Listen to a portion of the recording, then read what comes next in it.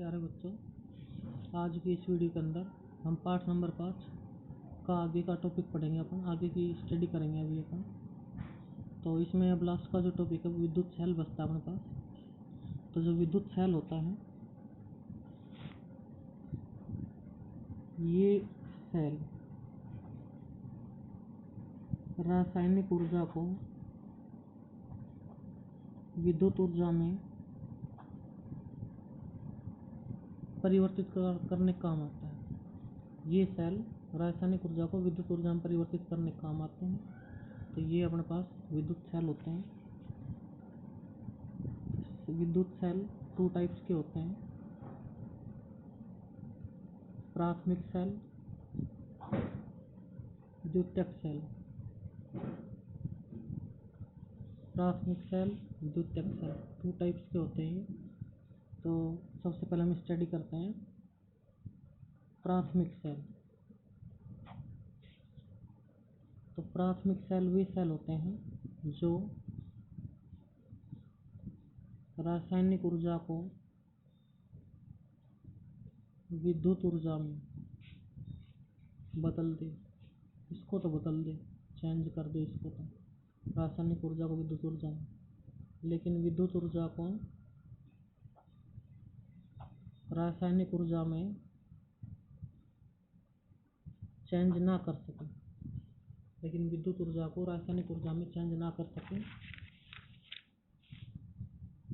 उसे अपन कहते हैं प्राथमिक सेल। वे सेल जो रासायनिक ऊर्जा को विद्युत ऊर्जा में बदलते, लेकिन विद्युत ऊर्जा को रासायनिक ऊर्जा में कन्वर्ट ना कर सके, ना बदल सके, तो उन्हें अपन बोलते हैं प्राथमिक सेल। जैसे जैसे जैसे डैनियल सेल,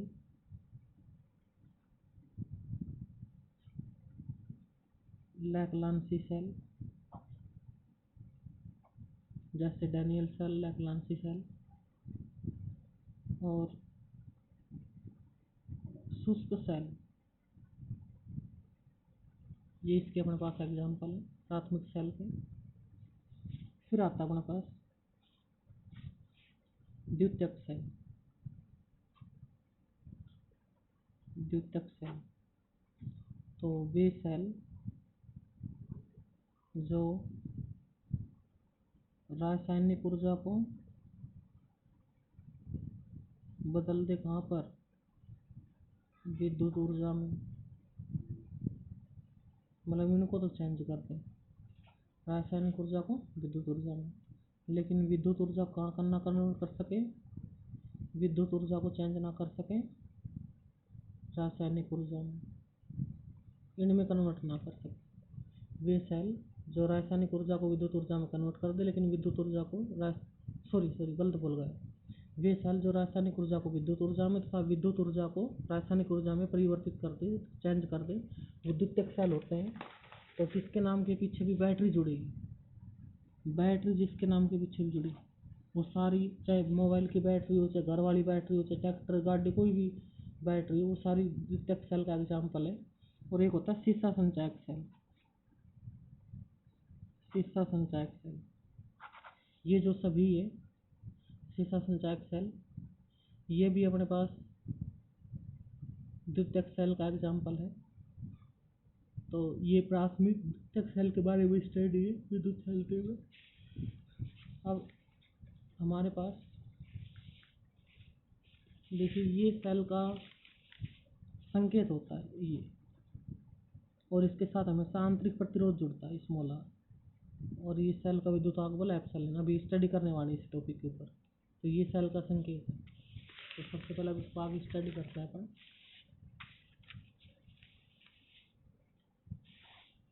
इसको आगे स्टडी करते हैं अपन।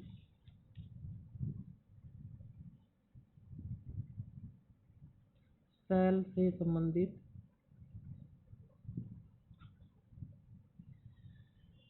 महत्वपूर्ण तथ्य। सेल से संबंधित महत्वपूर्ण तथ्य। तो नंबर 1 अपन ने इसमें सबसे पहले पढ़ना है सेल का विद्युत वाहक बल, इसको एप्सिलॉन से डिनोट करते हैं। फिर नंबर 2 होती है सेल की टर्मिनल वोल्टता, इसको V से डिनोट करते हैं। और नंबर 3 आंतरिक प्रतिरोध स्मॉल आर, इसको स्मॉल आर से डिनोट करते हैं। तो ये अपने पास सेल का विद्युत वाहक बल एप्सिलॉन, सेल की टर्मिनल वोल्टता V और आंतरिक प्रतिरोध स्मॉल आर, ये 3 डेफिनेशन है सेल से संबंधित। तो सबसे पहले अपन आते हैं सेल के विद्युत वाहक बल को एप्सिलॉन से डिनोट करते हैं। ये एप्सिलॉन की नोटेशन है, ये टर्मिनल वोल्टता की नोटेशन है और ये आंतरिक प्रतिरोध की नोटेशन है अपने पास। तो सेल का विद्युत वाहक बल, ये अपने पास सबसे पहले सेल का विद्युत वाहक बल, ये सबसे पहले अपने पास ये सेल का विद्युत वाहक बल, ये अपने पास सबसे पहले सेल का विद्युत वाहक बल के बारे में पढ़ेंगे सबसे पहले। तो विद्युत वाहक बल का मतलब ये होता है कि परिपथ दो प्रकार के होते हैं, एक होता है खुला परिपथ और एक होता है बंद परिपथ। ये दो प्रकार के होते हैं, खुला परिपथ और बंद परिपथ, ये दो प्रकार के होते हैं। तो खुले का मतलब ये होता है कि जैसे ये सेल अपने पास, ये प्लस ये माइनस 2 इलेक्ट्रोड है और इसके अंदर ये विद्युत अपघट्य भरा हुआ है। तो यदि यहाँ पे हम बाहर कोई सर्किट ना जोड़े यहाँ पर इसके साथ, तो उसको बोलते हैं खुला परिपथ। और यदि हम इसमें कुछ सर्किट वगैरह जोड़ दें, रेजिस्टेंस वगैरह जोड़ दें यहाँ पे, तो अब इससे धारा निकलेगी, तो उसको बोलते हैं बंद परिपथ। तो अपने पास सबसे पहला आता है सेल का विद्युत वाहक बल। तो सेल की विद्युत वाहक बल का मतलब होता है जब सेल खुले परिपथ में हो, अर्थात सेल से कोई धारा नहीं ली जाए, तो इसे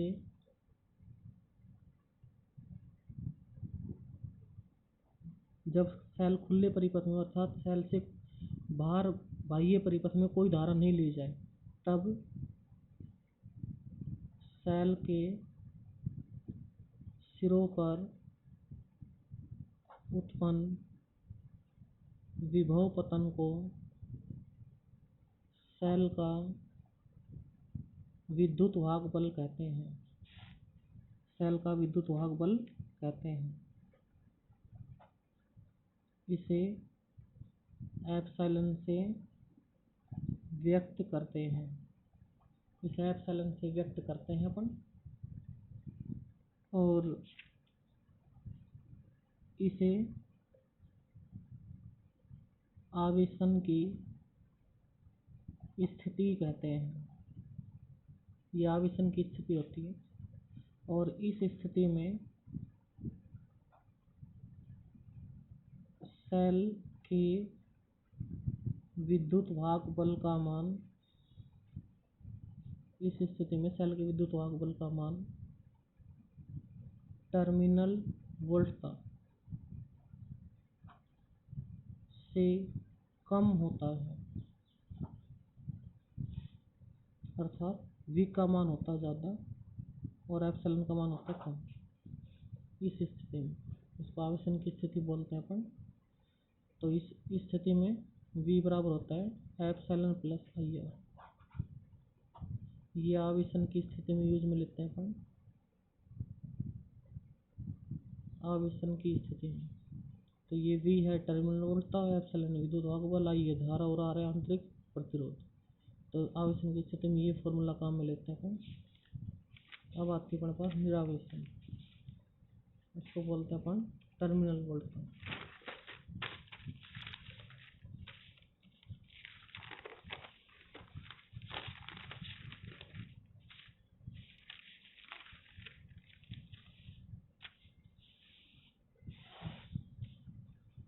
दूसरी डेफिनेशन आती है अपने पास सेल का विद्युत वाहक बल, इसको V से डिनोट करते हैं अपन।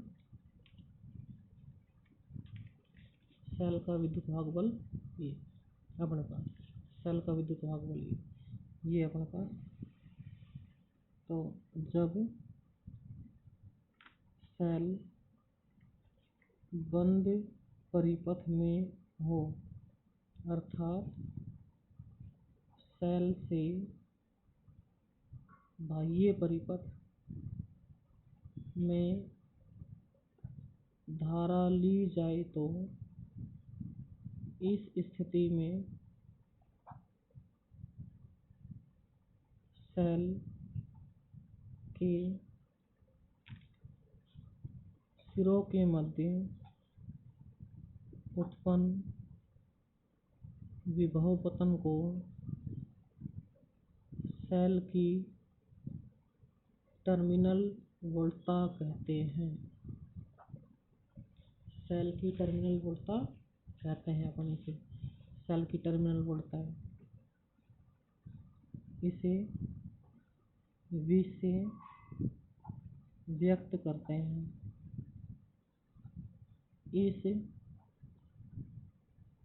स्थिति को सेल की निरावेशन की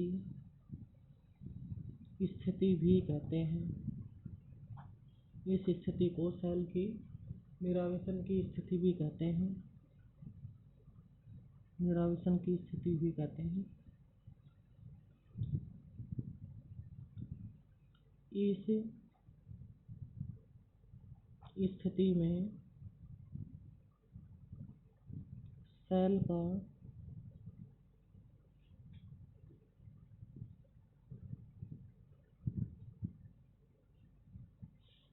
यहाँ पे ये हेडिंग गलत डाल दी। यहाँ पे आता सेल की टर्मिनल वोल्टता, ये तो अपन ने पहले पढ़ ली।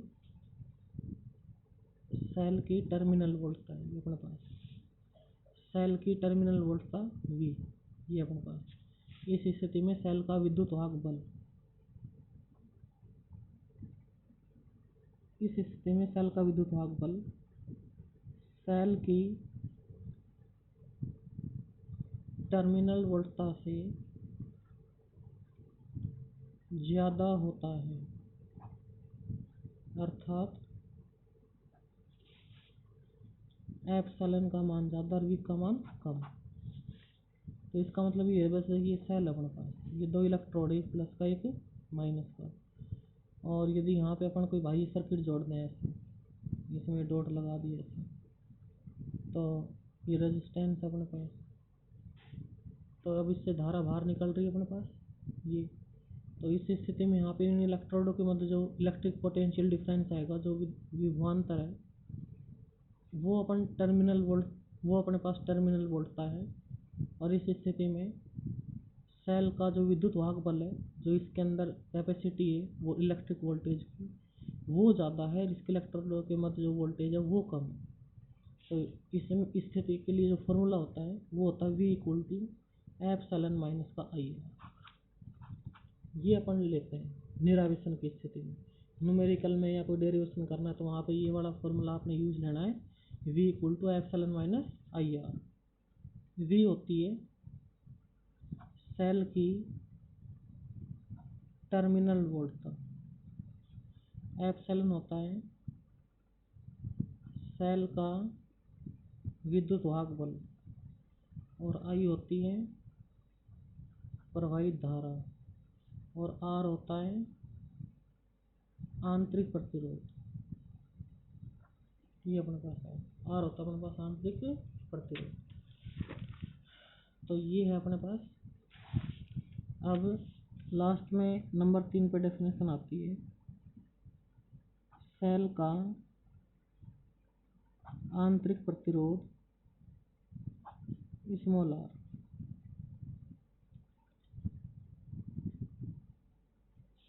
सेल का आंतरिक प्रतिरोध स्मॉल r, ये आती है अपने पास।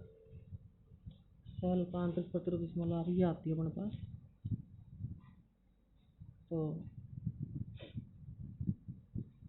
जब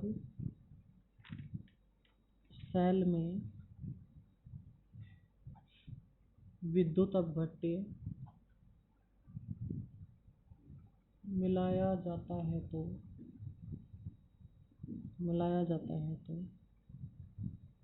सेल के अंदर आयन गति करते हैं।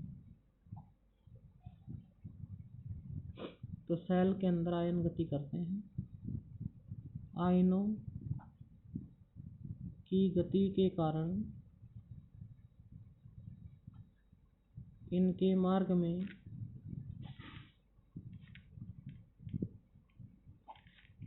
अवरोध उत्पन्न हो जाता है, जिससे इनके मार्ग में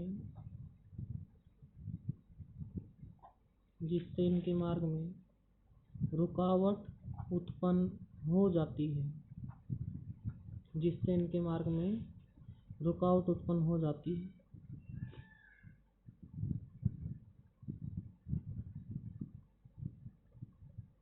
जिससे इनके मार्ग में रुकावट उत्पन्न हो जाती है। इस रुकावट या प्रतिबाधा को ही सेल का आंतरिक प्रतिरोध स्मॉल r कहते हैं। इसका मात्रक भी ओम होता है। इसका मात्रक भी ओम होता है। ओम इसका मात्रक होता है। और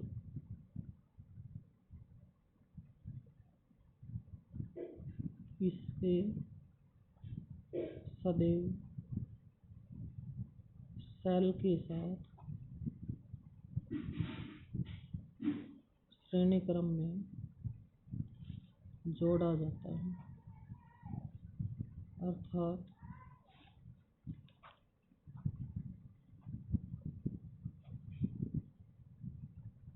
ये सेल है जिसका विद्युतवाहक बल है एप्सिलॉन और ये आंतरिक प्रतिरोध है, इसका रेजिस्टेंस स्मॉल r। तो ये इसको हम ऐसे जोड़ते हैं, मतलब श्रेणी क्रम में जोड़ते हैं। तो ये तो आंतरिक प्रतिरोध अपने पास और ये सेल अपने पास। तो ये अपने पास नोटेशन है इसके। तो अपन ने तीन जो डेफिनेशन पढ़ी है, सेल का विद्युतवाहक बल एप्सिलॉन, सेल की टर्मिनल वोल्टता V और सेल का आंतरिक प्रतिरोध स्मॉल r, ये अपने पास। तो इन तीनों का जो यूज है आगे आएगा सेलों का संयोजन, सेलों का समांतर क्रम संयोजन और सेलों का श्रेणी क्रम संयोजन, ये पढ़ना है अपन ने। तो सेलों का समांतर क्रम संयोजन और श्रेणी क्रम जो संयोजन है उसमें इन तीनों डेफिनेशन का यूज होगा। तो ये तो है सेल का विद्युतवाहक बल। तो सेल का जो विद्युतवाहक बल होता है वो आता है अपने पास खुले परिपथ में, अर्थात जब सेल से कोई धारा ना ली जाए तो उस समय इलेक्ट्रोडों के मध्य विभवांतर को सेल का विद्युतवाहक बल कहते हैं। और जब सेल बंद परिपथ में अर्थात सेल से बाह्य परिपथ में धारा ली जाए तो उस समय जो विभव पतन आता है सेल की सुरक्षा पर, उसको बोलते हैं अपन सेल की टर्मिनल वोल्ट का। और जब सेल के अंदर हम विद्युत अपघट्य मिलाते हैं तो आयनों के मार्ग में जो रुकावट या बाधा आती है उसको हम बोलते हैं आंतरिक प्रतिरोध, स्मॉल r डिनोट करते हैं इसको। तो ये अपने पास है, तो इसका अपन ने ये यूज करना है अपन ने। तो आज की वीडियो के अंदर अपन ने तीन डेफिनेशन पढ़ी है। सेल का टाइप पढ़ा है, सेल टू टाइप्स का होता है, प्राइमरी सेल और सेकेंडरी सेल। और आगे जो वीडियो बनाएंगे उसके अंदर अपन डालेंगे सेलों का कॉम्बिनेशन, समांतर क्रम संयोजन और श्रेणी क्रम संयोजन। और लास्ट में टॉपिक आएगा विद्युत ऊर्जा का। तो तीन टॉपिक बचे हुए हैं, अगली वीडियो के अंदर तीन टॉपिक बनाएंगे अपन। तो आज की वीडियो के अंदर बस इतना ही पढ़ना है आपने। तो इन वीडियो को लगातार देखो और सभी बच्चे इनको आराम से करो इनको। Okay, thank you.